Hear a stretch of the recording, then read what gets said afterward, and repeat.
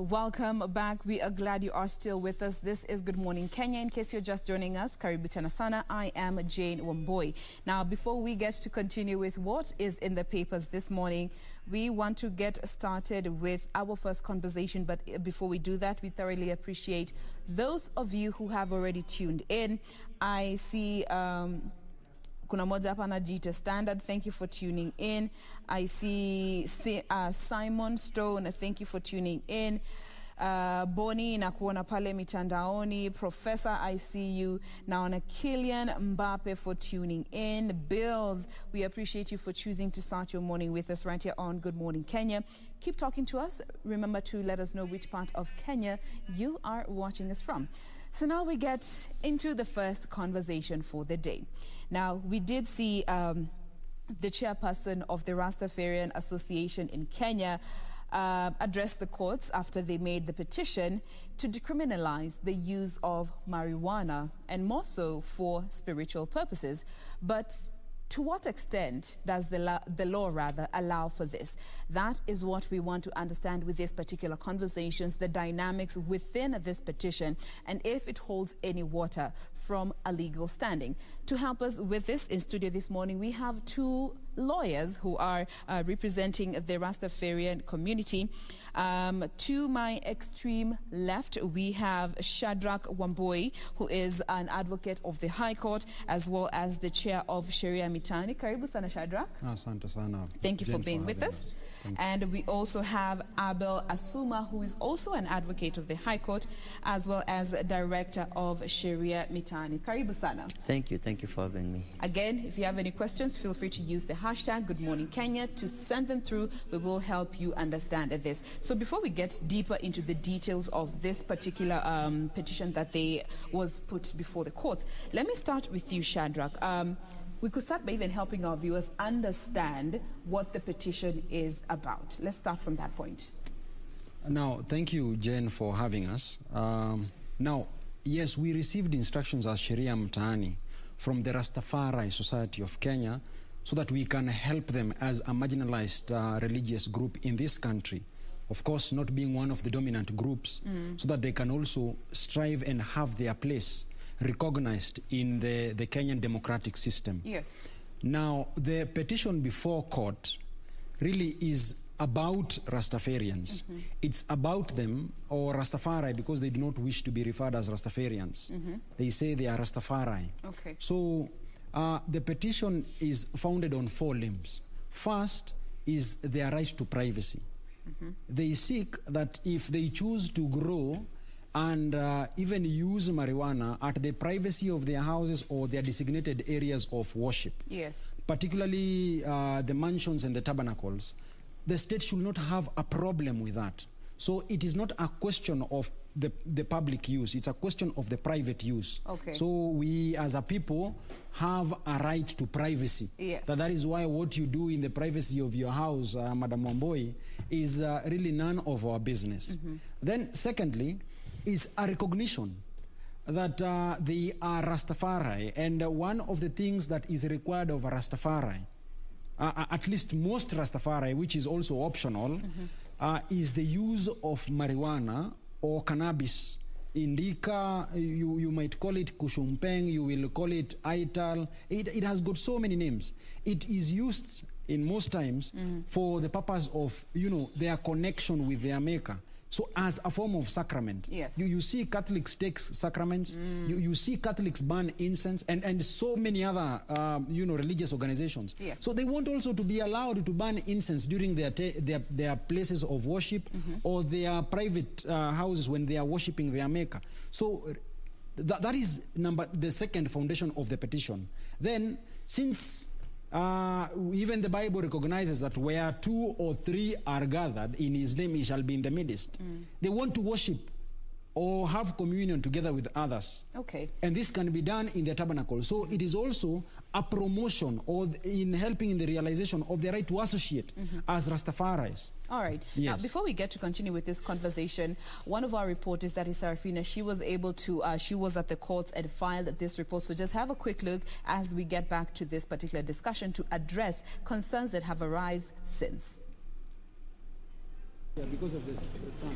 Donned in colorful turbans and other artists.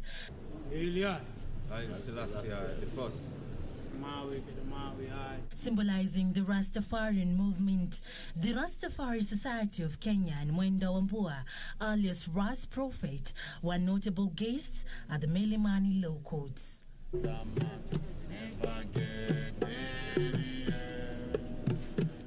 Represented by their lawyer Shadrack Wambui, the Rastafari Society of Kenya have filed a petition on the infringement of their rights. Members of the Rastafari Society of Kenya or persons professing the Rastafari faith be exempted from criminal liability for their private growth, use of marijuana or cannabis. The use goes to the extent of the smoking, the eating, the drinking, the use or the burning of incense, or the bathing with marijuana. They claim the impinged law, which was enacted in 1994, is hostile and intolerant to persons professing the Rastafarian faith, yet the Constitution protects the marginalized group, who include the Rastafarian Society. Under the Bill of Rights, 31 article allows every Kenyan to enjoy the rights that is entitled within the Constitution. Their right to religion and their right to associate together in worship and in their submission to God, the Almighty Creator, as they take the sacrament, which is the holy herb, cannabis, as the law will refer to it, marijuana, kushungpeng, vela, and many other names that we will refer to it. They also claim the police continue to intimidate, arrest, and even harass the members privately growing and using cannabis for spiritual purposes. There should be more emphasis towards research and also towards allowing the Rastafari to take the forefront of advising even the country. And therefore it is our expectation as members of Sheria Mtaani that moving forward, the court will breathe life to the private rights or the private rights of these members of the Rastafari Society of Kenya. Children's rights are them human rights. There you have it. That is what was happening. Now, let me come to you, Abel. Now, for those who might not understand, what does the law say about the use of marijuana?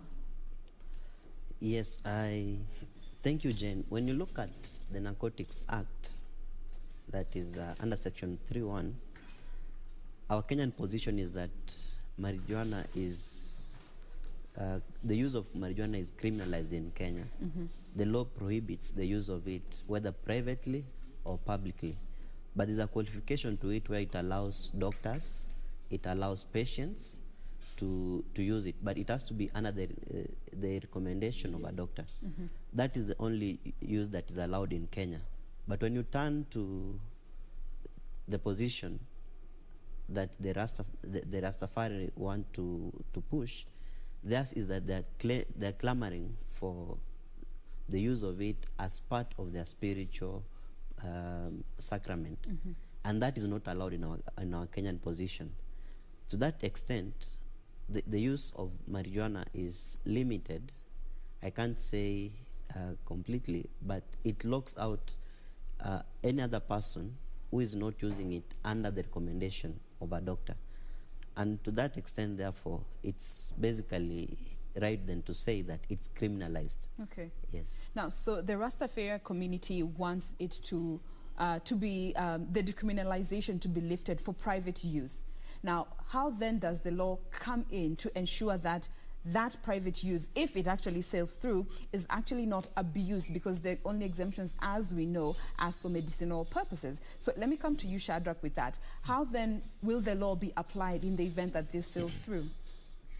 Now, thank you. You know, one thing that we must concede is that the debate surrounding the use, growth, and probably even the distribution of marijuana is a hot topic. Yes. Probably this is the reason even why we are having this conversation here. It's an issue that is under controversy. So really, as to how the government then will regulate its use if we succeed, mm-hmm. We don't think it's not the elephant in the room in the real sense. Number one, we acknowledge that this is a limitation of their rights, as we have proposed. Okay. Remember, this is a law that was formed or enacted in the year 1994, way back before the promulgation of the new constitution. So, it's incumbent upon the government to show us the kind of difficulty they will face. But let us first understand who has moved to court. It's an umbrella body. It's the Rastafari Society of Kenya. This Rastafari Society of Kenya, it's a group like the Media Council. So how do you regulate people who pretend to be media people from doing media work? You have your own regulations. The same way as advocates. If you want to know or understand that I am an advocate of the High Court of Kenya, it's easy. I just show you my ID. You can even Google online and find out whether I'm an advocate or not. So really, on the question of control, it will be easy for the government because the same government has since recognized this society which stands or tries or attempts to foster the spiritual, economic, social welfare of Rastafari as a group. It has since recognized them and registered them as a society. So when it comes to the control, we will not even have a problem. So that if you pretend to be a Rastafari and you are not, and you are arrested with it, the onus now shifts to you. The burden shifts to you. Show us your registration as a Rastafari. Show us your identity, because they have identity cards. Even the spokesperson, the chairperson, they have identity cards and they have a registered way. Secondly, I know there has been a concern if children will be allowed to use it. Yes, and that's actually where I want to come to the issue around age. Yes. At what age will they be allowed in the event that it sails through? Because that is a concern that even them as a community would also want to know. Yes. The society, just like any other society, operates under a constitution. Yes. All organized groups, be it the advocates, be it the media, all organized groups operate under a constitution. The constitution is quite clear and specific that the society, membership of the society is limited to people above the age of the majority. So really, the kind of discomfiture or the discomfort that so many people find themselves in is largely because of a misunderstanding. They do not understand the parameters that the Rastafari Society of Kenya has set so that it can also protect members of the society. Then in any event, participating in some of these activities or beliefs, it's purely on consent basis. So that if you do not agree, then nobody should force you. And that is the law as we know of it today. Okay. So if you go even further to our constitution, just to understand their place, because any constitutional lawyer must be offended and must protest at the face of an injustice, either for the dominant groups or the marginalized groups. The constitution recognizes that indeed at the time of when we were passing the constitution at 2010, 27th of August, there was a recognition that we had laws that were even before then. So the framers of the constitution knew that we will also be having a challenge probably in implementing the laws that were enacted previously before the promulgation of the constitution. And therefore, if you proceed further to read the constitution, specifically on schedule number 6, section 7 of the constitution, which states?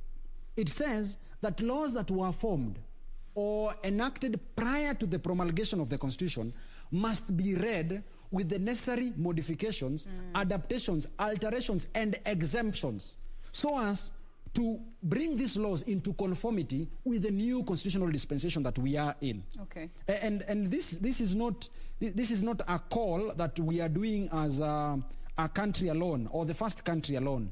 Our constitution is purely or largely a copy and paste of the South African constitution. Okay. Now let me just bring in Abel at this point. And Thank you. I'm speaking from a layman's point of view, so you can help me understand, legally speaking.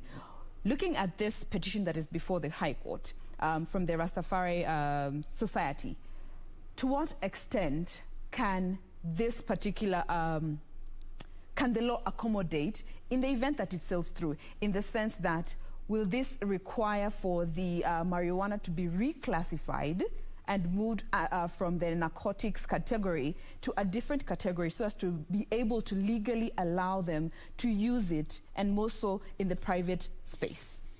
Yes, thank you, Jane. When you look at the petition before court, yeah, the main question really is that the central theme is that we are calling for tolerance of the dominant groups to accommodate the Rastafari. And when you look at the substratum of the case, basically it revolves around the issue of allowing them to use it for spiritual purposes. It's not the petition, it's not our prayer that the use of marijuana is decriminalized in entirety.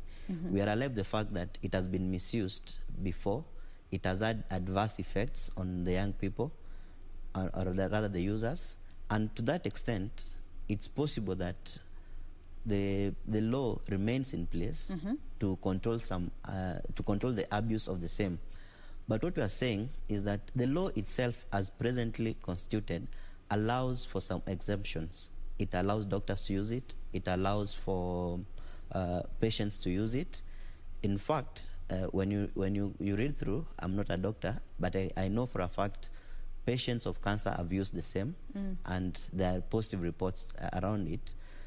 The question then comes, are we advocating for a blanket decriminalization? That's not the point.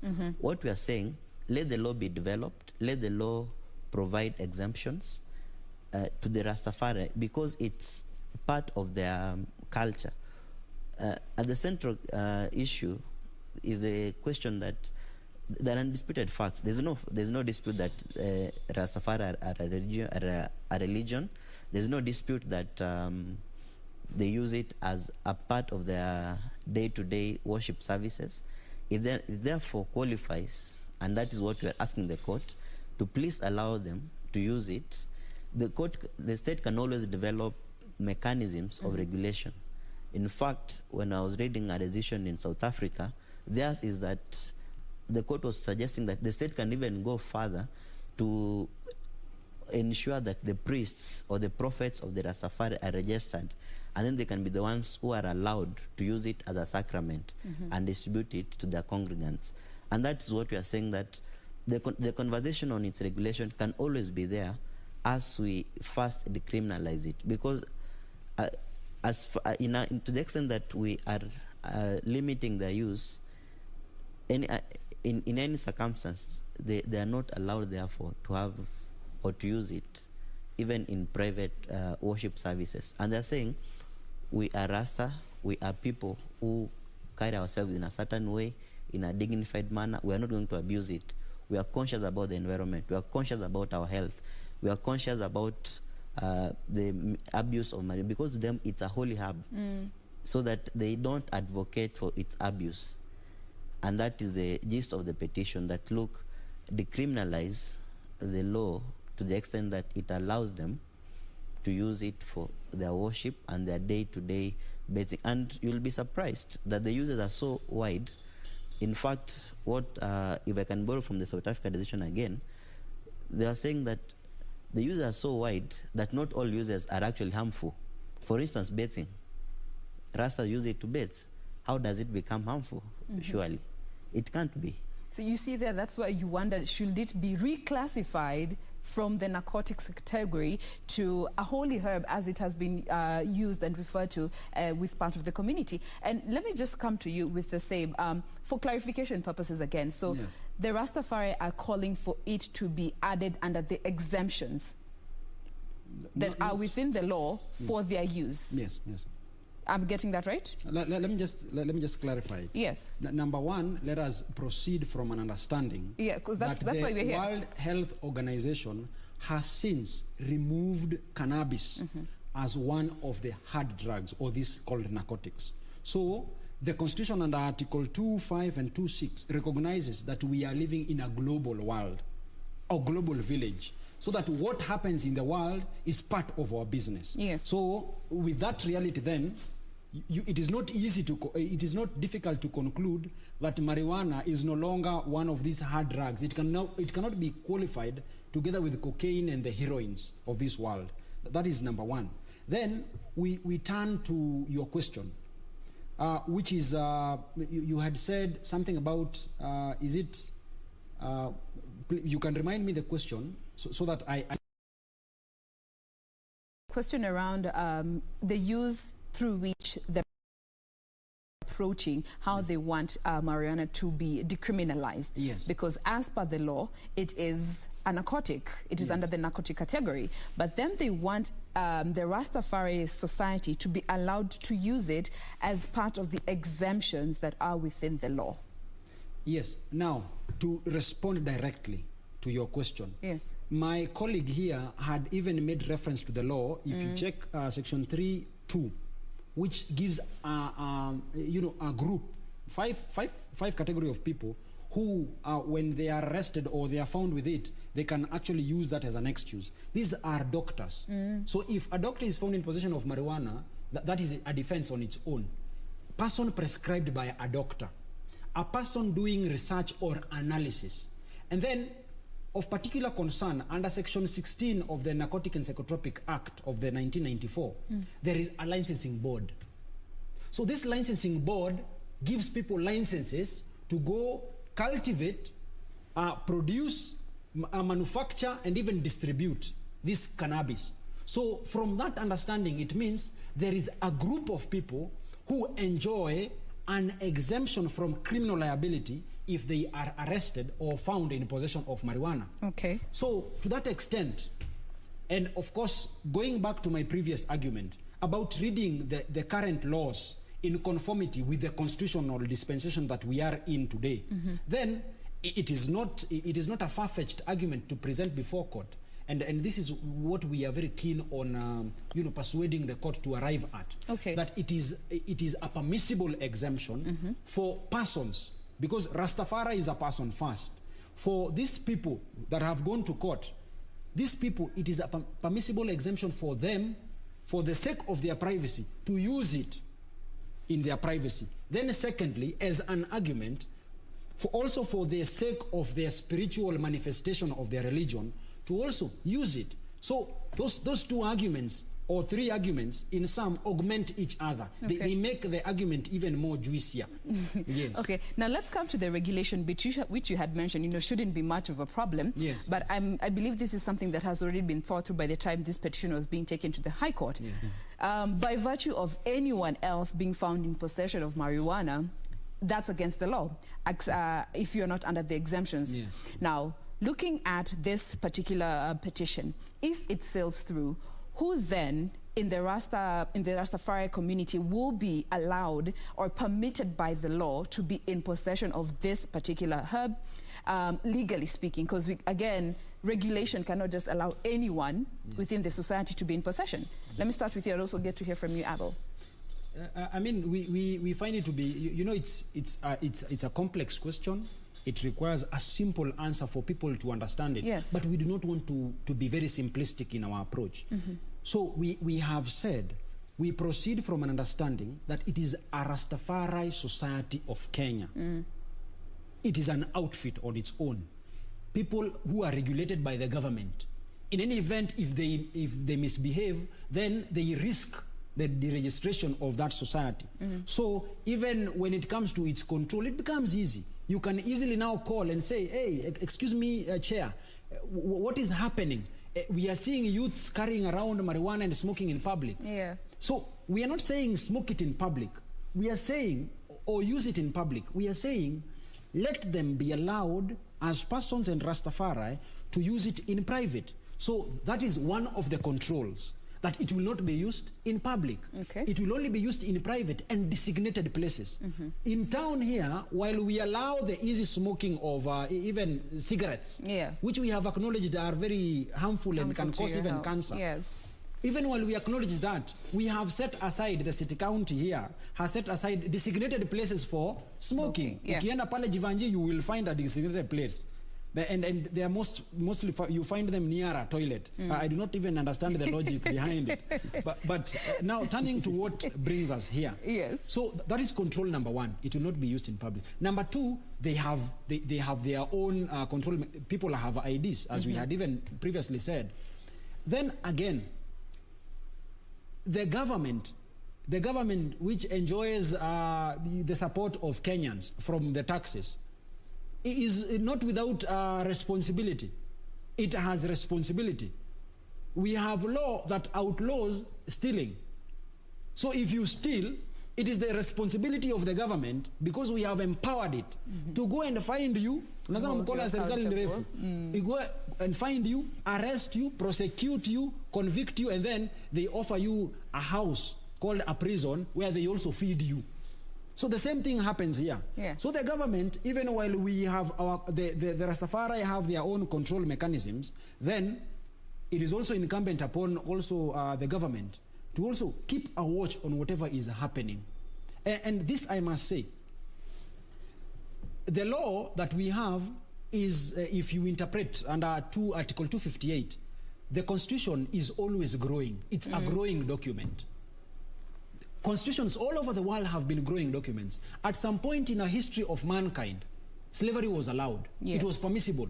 A black man like me, of course, recognizing probably that I am stronger probably than even my friend here, or you, or others, I would even sell more as a slave because I will be more valuable. Progressively, there had been a change. We no longer allow slavery. In fact, it is one of the non-derogable rights in our Constitution. Yes. We went also to the segregation, separation of whites and blacks in their schools under the doctrine separate but equal.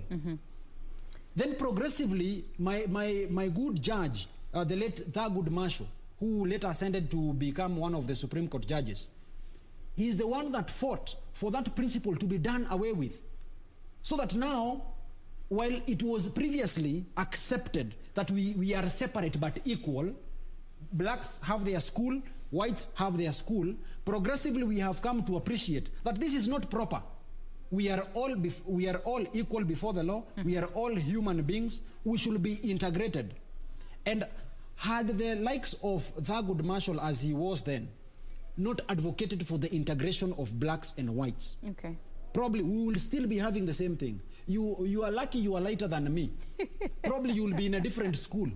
We will not even be integrating in this studio. Yes. But now we have to integrate because we are living in a society where we must reasonably accommodate each other. Hata siku hizi ghorofa ukienda, kama iko na 5 floors, there is a provision in law that to accommodate persons of disability because they are in our midst. Even you, at some point in your life, you will enjoy temporal or permanent disability. Yes. And we just pray to God it does not become permanent. So that if you cannot use the stairs, there must be a provision in that building that there is a ramp, or if there is no ramp, then let us have a lift. So that if you have your office at the 5th or 7th floor, you are able to access it. Accessibility so really, is not a problem. You must be angered at the face of injustice, especially to the minority group. Okay. Kwa sababu wewe si hao, haimaanishi usiwafikirie. And that is what Sheria Mtaani is doing. All right. We are thinking about even the less marginalized, the people that we think have illogical or probably unreasonable beliefs. That is what we want to present before court, so that question can be answered. The High Court, the Court of Appeal, the Supreme Court is there as an avenue where their reliefs can be found. All right. And we'll be coming back to even understand what Sheria Mtaani is all about. We haven't gotten to understand as an organization why you even chose to associate yourself with this particular case. We'll be coming to that in a bit. But remember, any questions that you may be having, or even just clarifications or curiosity to kana kuwasha unataka kujua zaidi, send them through using the hashtag Good Morning Kenya. We will be addressing them. But first, we take a very quick breather. We will be back to pick up this conversation as we also get to wrap it up. Stay with us. Members privately growing and using...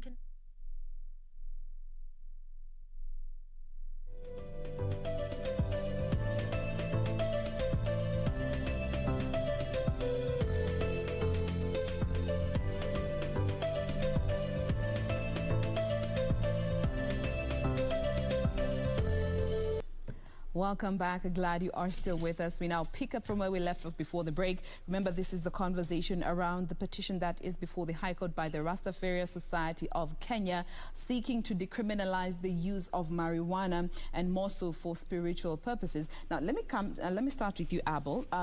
let's talk a bit about Sheria Mtaani, because from what we are getting from this conversation is it's about representing the rights of the minorities, if I'm not wrong. But help us understand what Sheria Mtaani does. Thank you, Jane. Sheria Mtaani is an organization that was begun by young advocates. It's barely 1 year old, but it's done so much. Our central motivation is haki, usawa, na maelewano.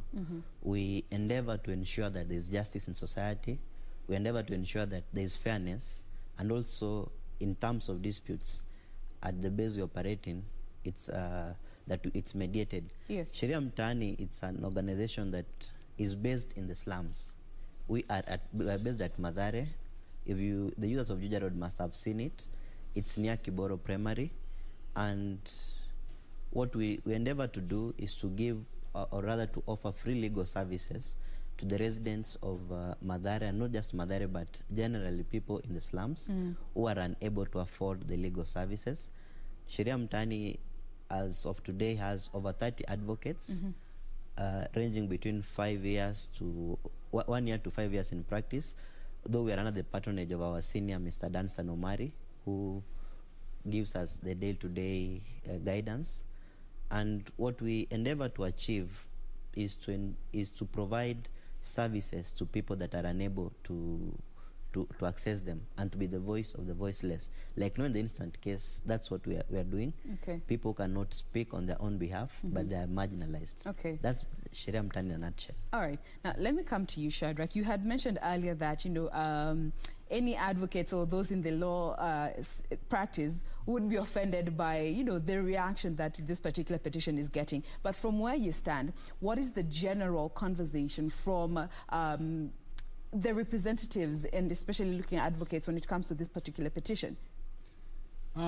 First, if you are to interrogate history, because we are students of history, the use, growth, probably even distribution of marijuana is not without controversy. And in so many countries, it has been litigated. So many countries, we have seen sound judgments and reasoning from, well-seasoned judges. Now, when it comes to probably the kind of reaction this particular petition has caused in this country, I will say it has been as expected. It has been controversial. There are people who think that what has been done is not proper, largely, and I say this respectfully to the viewers probably who have a different view, largely because they lack the understanding of our current constitutional dispensation and an understanding of the Rastafari Society of Kenya, what they do, their practices, those things. Largely because also of the intolerance that we have as a society. Yes. We just think that what we are born knowing and understanding is what we should know, understand. It should remain constant for the rest of our lives. So that, some of these decisions that people make that are against the norm tend to attract a lot of attention. As advocates, we take an oath. We do not choose clients. What we do, we have an oath to represent everybody and anybody who comes to us, to the extent, with only the exception that we are conflicted. If we are conflicted, then we have no business representing this client. Yes. But as far as we are concerned in this case, and because of the cab rank rule, it is our cardinal duty as advocates to represent these clients. And in any event, any person, as per Article 50 of the Constitution, any person accused of anything, any person wishing to have his grievance heard, also has a right to representation. So when these people came to us, and we have done so many things together with them, you will recall not so long ago in the year 2019, 2018 or thereabout, some child was chased away from school because she was keeping her dreadlocks. Yeah. We came in as members of Sheria Mtaani to represent her. And the history has judged us so fairly, so far, because the court was fair to us. Yeah. We won the case on fair grounds, on at least the manifestation of their religion. Okay. So really, when this, I must say, I know largely Kenyans are predominantly Christians. And if they visit the book of Isaiah, there is a say in that book. I do not remember the particular verse, but there is a recognition that the people of God are dying because of lack of knowledge. Probably the reason why we are also having a large misunderstanding of what is before court and a large misunderstanding of what we have chosen as Sheria Mtaani to do to represent the minority. Yes. Is because of lack of knowledge. All right. As Sheria Mtaani, our sole belief is we need to change as a society. When I ask you, Madam Wambui, there is a saying in Kiswahili, mnyonge hana haki. That is what we have grown to know, but we want to change it. We want to remove the H from hana. Ikwe mnyonge ana haki. So that if you have your grievance and it has a constitutional basis or foundation, let us raise this question before court. Because ultimately, the person who has the capacity to tell us this is right, this is wrong, is the courts of law. They are the people who are charged with the responsibility of, directing us on what is right and what is wrong under the law. No, not police officers. Police officers who, because of the stigmas and the prejudices that Rastafari faces, any person in Rasta, for a very long time, at some point was seen to be a Mongeke. And when now Michuki and the late Honorable Michuki, participated in eradication of this extremist group. Yes. Then if you have Rasta, you are now suspected of, even when you do not have criminal activity. Yes, yeah. you are arrested. And we have so many clients. They are arrested because they have Rastas. Hata kama hana bangi, the bang is planted on them. Then when you go to court, because you see, you do not get a second chance to create the first impression. The first impression, and you see we have judges and magistrates who are people like us. If you see this person who is standing before you is in Rasta, the judgment, because of the stigma and the societal misconstructions that we have had over the ages. Yeah. You just think, huyu sasa, this one is just fit for, yes, huyu anapata guilty conviction. Okay. Aende jela. Now, let me come to you, Abel. From what we have seen from this case, the conversation that have stirred up from this, what message do you want the marginalized groups here in Kenya to borrow from this particular step that has been made by the Rastafari Society? I think one of the declarations that you are seeking is that this group is actually marginalized. And once that declaration is made, Article 56 then comes in that gives them the protections and gives the government the obligation to set, actually the state, not the government, to set up in place affirmative action to help them. I'll speak to the people who feel marginalized that, look, the constitution is there for you. Come out, speak. Approach Sheria Mtaani, approach an advocate, approach any person that you want to assist you, but don't die with your problem. Don't live under an injustice. Yes. Yet the courts are there. The courts are there to assist you. The courts are there to give pronouncements. And sorry to take you back to the issue of the stigma, but it's rife. When you look at the response to the petition filed, people want to view it from their own perceptions. People want to view it from the Christian point of view, from the Islam point of view. But then there's this Rastafari, which is a religious organization. And that's what we are saying, that, look, do not let the stigma, do not let your position of privilege blind you. Look at the other person. This is their lifestyle. Allow them to exploit. So if you are marginalized, please speak out. Okay. And the same question comes to you, Shadrack, just looking at the marginalized groups in Kenya who might not really be aware of what the law allows for them as a part of the marginalized groups, and civic education as well, even for the greater population. Your message to them from this particular interaction with this case? Now, my daughter is called Dambisa. I named her after a Zambian economist who has written so much about the disadvantages of aid. While we were discussing with her mother, we wanted to also to name her Rosa Parks. Rosa Parks is an American black activist And one thing that you'll remember about Rosa Parks, there were in America, when we had these buses, the buses had seats specifically reserved for whites only. So this day, when Rosa Parks went to he boarded the bus, the only seat that was available was that for the white. She sat down and protested. So really, my message to all the persons of minority, people who feel disadvantaged, people who think for a very long time they have been depressed and oppressed, this is their time. At the face of an injustice, please make sure that if you can't speak up, you must stand up. Yes. Stand up against any form of injustice, stand up against any form of discrimination, because if we are quiet as a society, then we will never move and progress as a society. Long ago, and we were discussing this during the break, for a very long time in this country, it was a taboo for women to wear trousers. Right nowadays, our women are looking even better. They're looking beautiful because they are wearing what they desire to wear. So really, it is about tolerance, it's about acceptability, reasonable accommodation, because unless we are tolerant, unless we acknowledge that we are a diverse group of people, yes, then this country, then you will have it for Christians. So what will happen to Muslims?